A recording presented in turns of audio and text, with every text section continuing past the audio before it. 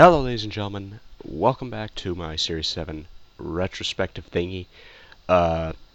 If you're just clicking on this on Part 2, go click on Part 1, because things are going to make a lot more sense that way. And, number 1. And number 2, if you're just clicking on this one, it's because you want to get to Part 2 of Series 7, which is what this is I'm reviewing right here, then spoilers ahead. Duh. Anyway, let's continue on to the first episode of Series 7 as I see it, and the first episode of Series 7 Part 2, which would be the Bells of St. John. Oh dear. There seems to be a running pattern this season, with modern episodes being kinda sucky. Power 3 was weak. That was on a spaceship was set modern times, so that was actually in a different, that was in an alien ship though, so to be fair. And I'm sure somebody's gonna probably end up thinking Solarians aren't aliens, they're from planet Earth, and you know what I mean. Anyway. Yeah. Power 3 was weak. Good villains, but weak. And Bells of St. John was probably the worst episode this season. For an introduction, it was okay, and it had good moments, but just all in all, the villains, the corporation, I mean, how friggin' boring can you get? I mean, I know now that it was led by the Great Intelligence, the villain from the Christmas special and the villain from The Name of the Doctor, who I actually only discovered the day of the Name of the Doctor being premiered that it actually was the Great Intelligence. Oops! Again, sorry. But, anyway. It just, the corporation just, I didn't like it. The spoonheads weren't enough. I mean, the introduction to Clara was nice, but it was weak. It was very weak to me. I just didn't, just everything about it I just didn't really care about.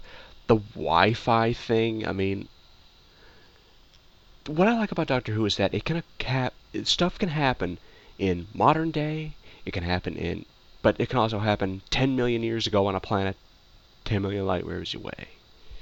It can happen anywhere. Anything can happen. So, what is this story about? Wi-Fi. Something which we're all very familiar with right now. So, that, Wi-Fi and robots and... I, it was just weak. Like, I just didn't like the idea, the concept like that. It felt too to date, I guess. I can't really think of the correct term, but it just felt too... I just didn't care for it. It had good points again. Clara was rather enjoyable. The Doctor was enjoyable. There is one thing that actually I just realized that got mentioned actually, which is bothering the crap out of me, which is Clara says that she got the number, which when she called it was the TARDIS phone, which isn't even connected to anything, from some shop lady who said it was the best call line in the universe. Now, I thought that was going to be River, for damn sure. And they didn't say. They have not actually said who that was. It could be Rose. It could be a future version of Clara. It could be River. It could be the Doctor in drag. I'm somewhat stealing from The Last Angry Geek there, but you know what I mean. It could be literally anybody. And they just don't say. They never give any hints. They never give anything. It's just, thrown away. If they don't mention it in the... if it doesn't either A, become somewhat of a theme for Series 8, or have something to do with either the Christmas special that's coming up, or the 50th, of course. Yeah. Pretty big plot hole there. Just saying. But yeah. Bells. week. Moving along to a very interesting little episode. The Rings of Akhenaten, or Akhenaten, or Akhenaten, or it's Akhenaten. I know that. I'm just joking, but it. This was an episode that I thought was one of the best episodes of the Revives franchise when I first saw it, and that was pretty much entirely influenced by the second half of that episode, because the second half I thought was actually quite good. You know, the awakening grandfather demon thing that then wakes up the son, the actual god Akhenaten. I think it was Akhenaten anyway. I don't think they ever actually said that it was Akhenaten, but I assume anyway. That wakes up this sun demon god thing, parasite god thing, and then the doctor has his speech. That speech is one of the greatest things I've ever heard. That was goddamnificent. The music is what made it as well. Like the music starting off so slow, combined with just the doctor mentioning all of his things in his past, and Matt Smith, god damn it, sir.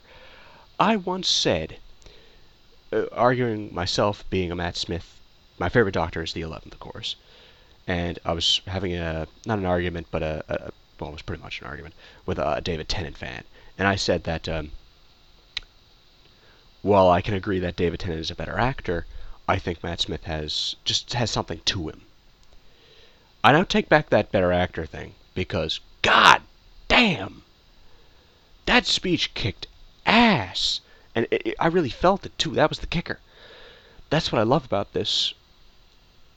That speech is that it was so good, and it felt so real. It felt like Matt Smith's character. It felt like the Doctor really did like go through this, and it was so good. Like all of these little things, and then at the very end, it drops right the hell off a cliff. Because all of that fantastic speech didn't work. And then Clara comes in and says something like a much shorter, much less impressive speech, and it works. And then the sun goes out, and then they leave. What? Sorry, but that that that was really the biggest problem with that episode, was the ending and the slow build up in the beginning. Everything else was really good. A lot of people said that the I cannot think of their names right now. The Vigil, I think is what they were called. Those creepy dudes with the masks and the whatever were completely pointless. And I can't agree that I can't say that if they weren't in the episode it wouldn't have changed it that much. I still think that they were an added little touch. I think that worked. Maybe there might have been a bit too much going on in that episode, but I think it worked really well myself.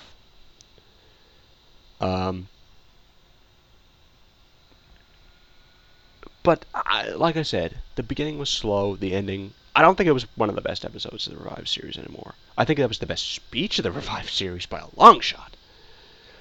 But I think it was a good episode, but I just don't think it had as much. Next episode, moving on, Cold War. Cold War was a really good episode. I still love the Ice Warriors, by the way. I think that they are a very interesting race, and I would like to see more with the modern touch, because of how they were modernized was very good. And I thought that just everything about them I really liked. Though I will say that one thing that kind of has weakened was the when it gets out of the suit. Which, number one, the 3D effects on just his face was kind of weak. And I'm not quite sure I really wanted to see it, Ice Warrior without his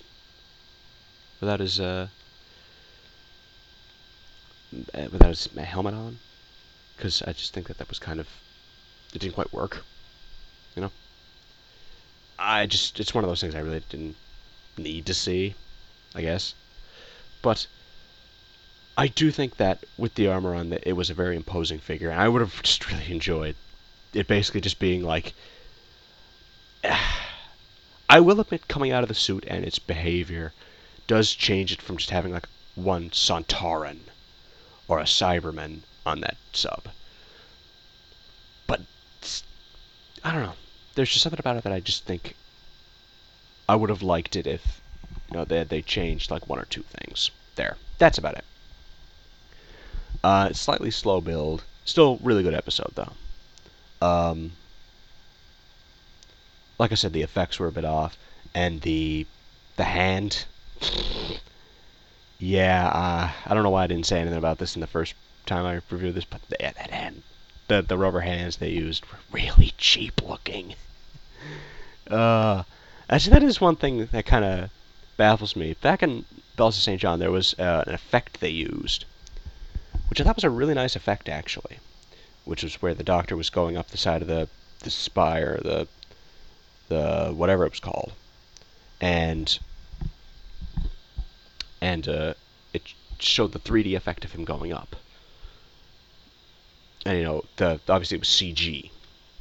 And I thought that was a really good effect. Like I thought that looked really nice.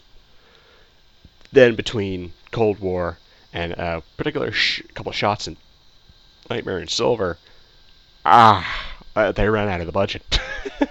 They had to. But I do think it was like I said, good episode.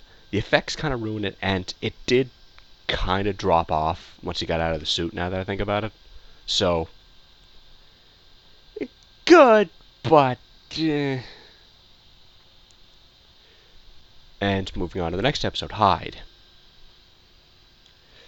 Hyde was a really nice attempt, and it was a really solid story. I didn't find it that scary. Like, there were a few moments, and that creature still looks really fucked up. Like, wow. Fucked up. But, I do think that all in all, it did. Uh, hmm. All in all, I do think that it did what it wanted to accomplish. I will say at the very end, turning it into more of a love story was kind of, admittedly, interesting. I'll say that. Not necessarily bad, but interesting. And again, I thought it was a good episode, but I'm just trying to think of like what didn't really work for me there. I guess the characters who were with the Doctor and Clara is really one of the major things, because I thought that the acting was superb on both of them. Don't get me wrong, and I thought that they did their jobs perfectly, but I don't know. I never found them that interesting. Maybe that one might just be me though. And not to mention the fact that the character of that astronaut woman. I don't know. It felt like we were meant to feel more about her than we did. Maybe that was just me. Anyway, Hyde generally very good, but just it kind of fell short a little bit. Moving on to the next episode, Journeys to the Center of the TARDIS. I originally said that this was, again, one of the best episodes this season. I'm going to redact that. Redact? Is that the word? Redact? Am I just making up words now? Redact? Retract, I guess would be the best, would actually probably be the actual proper term. Anyway, not that I think it's a particularly bad episode. A lot of people have actually torn into that episode now that I think about it. I still think that the pacing and the actual overall story was quite good. And I thought that going through the TARDIS, having this very spooky kind of feel as time starts kind of going nuts inside of it, I thought that was really nice, actually. Um, and I do think that, all in all, it was a good episode. There were some problems I had. I still say that character, that brother who tricks his brother into thinking he's a robot for shits and giggles, and for the sake of becoming captain of a ship, was really dickish. And he never really gets his comeuppance, nor learns from it. So, that kind of sucked. Um, just all in all, that part right there. But all in all, I think it was pretty good. And because of the fact that at the very end, the lost memories kind of did play into it a little, in the name of the Doctor. Uh, eh, it does its job, and I just think that the story all in all was good. I would probably place it a bit lower in the list now. But all in all, I do think that the story was good, and I thought that some of the things we learned were interesting about the TARDIS. But like I said, moving on. Also, does Clara know his name now? I'll get into that later. Anyway, moving on to the next episode, which would be Crimson Horror. I almost said Threat again. Jesus. The Crimson Horror. Which, by the way, did anybody else think that really Cockney... what is the name for those people? Jeez. The really Cockney morgue attendant. I'm not quite sure what I can't think of the term right now. But the really Cockney... Anybody else think he was saying Crimson Aura? Like A-U-R-A? Really Cockney. Anyway. Avastra, Jenny, and Strax were excellent in the episode. I thought the villain was really good. I thought that the villain's relationship... Number one, this is a weakness of mine, I'll admit it, but I love villains who are very maniacal, laughy, and just... Even if they don't make that much sense of why they want to do what they want to do, if they just look like they're having fun with it, it just adds so much more to me. I love Mrs. Gillyflower. I remember her name. And I thought that she was very fun to watch and very entertaining. And getting her comeuppance was rather satisfying. That is why I love her as a villain. Because she's the perfect one-shot villain. She's very fun, but she's got her comeuppance very easily. Or very satisfyingly, I guess would be the correct term. And you see who she wronged, her daughter, get her comeuppance very well. And just seeing her just start just tearing into people, into her mother, and into that leech, was really satisfying. I thought that was excellent, actually. Again, Voster Jenny Strax very good in the episode. I personally think that should have been a Dr. Light episode, like Blink, where he's just kind of in the background, and it was Foster Jenny Strax leading it up. I think that would have done the episode so much better. But all in all, good episode. I'm trying not to make this too long. Then moving on to the next one, which was after Crimson Horror. It was Nightmare in Silver, actually. This is... I'm going to get a lot of crap for this. This is probably my favorite episode this season. Because it does something that the Cybermen needed. Desperately I think. A lot of people are a little bit ticked at the fact that they're basically just ripping off the Borg now. I'm not a huge Star Trek fan, so I couldn't care less. And a lot of people are still mad at the fact that they're much more robotic now, as compared to humans in the robot suits, like the classic Cybermen. Personally, I like the thought of them being more robots, since that's what kind of makes them interesting. Even if they are sapping themselves of the emotions, it's still... I don't know. There's just something about the thought of them being this just really dangerous threat that just feeds on human life and unwillingly makes humans do things. I don't know. There's something about that I like. Anyway, obviously, the best part of this episode was Mr. Clever, the cyber planner, and a lot of people have actually lashed out against him specifically. Not that he wasn't entertaining to watch, but because he's a cyber planner. Why does he have emotions? And even a lot of people who have said, it's latching off the Doctor. It's a splintered off personality of the Doctor that got splintered off by the failed conversion, or the partial conversion. Even a lot of people who have who have heard that have kind of called off because it's a cyberplanet. It shouldn't have emotions regardless.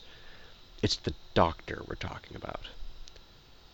Overpowering personality much. You know, I think that is an excuse for it. Not to mention the fact that he is the most goddamn entertaining villain ever. Or one of them. And I will say right now that I want him to come back. I don't know how. I have no idea how. But come back, man. Because he's just a lot of fun to watch. And like I said, that's what the Cybermen needed. John Lumick, back in Age of Steel, was entertaining. Because he was a really good, strong leader for the Cybermen. Cybermen have never had a strong leader. They've just been the Cybermen. They've never had a Davros. They've never had a... excuse me. They've never had a Davros. They've never had that captain from the Centauran episodes. The Centauran Stratagem? Was that it? Yeah. They've never had a strong lead character. And that's what they gave him, and they need one. Because that combined with the new Cybermen designs, I think that could be excellent. You know, so somehow bring him back. I don't know how, but somehow. Please. And again, that is my favorite episode because just everything about it just worked really well. The worst part about it were those two kids, but they're in it maybe 10 seconds. Or combined 5 minutes. Tops. Absolute tops. But they were rather annoying. Well, the girl was. The guy wasn't too bad. But, you know, they were a bit annoying. But, you know, the new Cyberman, Mr. Clever, and just the way that the plot went, I loved. You know, I thought it was pretty good. That was pretty damn good. And now we move on to the name of the Doctor. This one still has me kind of a bit conflicted, but for a different reason. I do think that it is one of the best finales we've had in years, because I still think Wedding River Song was a bit weak. And I think that Big Bang 2, I don't think it was a bad episode. I thought it was better than Wedding River Song, certainly, but I don't know, something just always felt off about that one. Maybe that one's just me. But anyway, I'd have to rewatch it to kind of get the full idea. But anyway. I do think that the villain, the Great Intelligence, was built up rather well using the Christmas special and Bells. And I kind of would have liked to have seen him once or twice more now that I think about it throughout the season, but I thought he was done quite well. The actor, I cannot think of his name, but I thought he was done quite well. I thought the Whispermen were used quite well. And I thought the use of just how they did everything. Like, not you actually saying the Doctor's name. The explanation for Clara, which is, of course, the fact that Great Intelligence goes into the Doctor's timeline, separates himself into millions of times so he can basically kill the Doctor millions of times at once. Clara jumps and does the exact same thing, which is why there's more than one of her. I think that was all excellent. I thought Foster Jane's tracks were good, but admittedly, they probably just could have used River. Which, speaking of, I kind of get what they did with River. I still think it was weird, but whatever. You know, I like the fact, I do think it's interesting, but with the whole time thing, I mean, it just seemed kind of pointless having her ghost. Like, it was kind of an interesting little development. It was an interesting little twist, but And then, of course, we lead into the final shot. I'm still not sure how to feel about how I'm reacting to that. Like, it's either John Hurt is either playing the Doctor before he became the Doctor, a later incarnation of the Doctor, or he's a Doctor in between 8 and 9? Like, that is just... I'm not sure how to feel about any one of them, and that's just the problem right there. I don't think it's again. I don't think it's bad. I just think that it wasn't. It could have been done better. I do think that it does leave off an interesting question for the the the 50th, and I do think that it does leave a lot of interesting things to be mulled over and whatnot. So I do think it accomplished what it wanted to. And I think it was a good episode, but just that. Hmm. But really, the best part about it was just finding out about the Doctor's death and what translore was and all that. I'm still very interested. I'm assuming the whole fall of the 11th and the fields of Trenzalore, the question, that type of stuff. I'm assuming that hasn't happened yet. And I never thought about that, actually. I thought this was definitely it. But if it isn't, beauty. That I take back what I said about the problems I had with the silence, even though I still think they should have been there. But, I don't. Hmm, I don't think that it was a bad episode. I just think that it was just kind of weak in certain ways. Like it just didn't feel as big as it should have. But it worked, and there were a lot of really neat approaches to it, like the effects with Claire talking to previous doctors, and that one shot at the beginning of Gallifrey was beautiful. But it just had some problems. Like I said, favorite episode this season, Nightmare in Silver. I'm gonna get a lot of crap over that, but I still say I think it is. Least favorite episode, Bells of St. John, just bleh. But again, how was it this season as a whole? All in all, sans basically 2 episodes, I think this was a very good season. I think it did a lot of things really well, but I don't know. I'm not sure if I want another season like this. Keep the posters going because otherwise I'll have nothing to put over my videos. And hold on a second. Sorry, my the previous video just finished compressing or whatever. Anyway, what do I think of this season as a whole? I think it was pretty good. I don't think I want to see another season that's this segmented. Is my only problem. But all in all, I thought it was pretty good. And what I'm going to be doing is actually I might try uh, doing the next review, The End of Time, that I have, which is supposed to be a written review. I might try that as a spoken one like this, and just see what happens. See if I like it. If so, I'll do series 5 and 6 like this as well. But I don't know. It kind of takes the charm out of it. But anyway, I'll see what I can do. I also have a few videos on video games as well that I want to do. So you're gonna see me before 6 months, or you're gonna hear me before 6 months. Anyway, I've talked on for way long enough. I've made basically 50 minutes of video today. So thank you very much. And for the Doctor Who fans, I'll see you whenever I do the End of Time video, or if I decide not to do that, potentially in 6 months. Which is going to be hell. See you.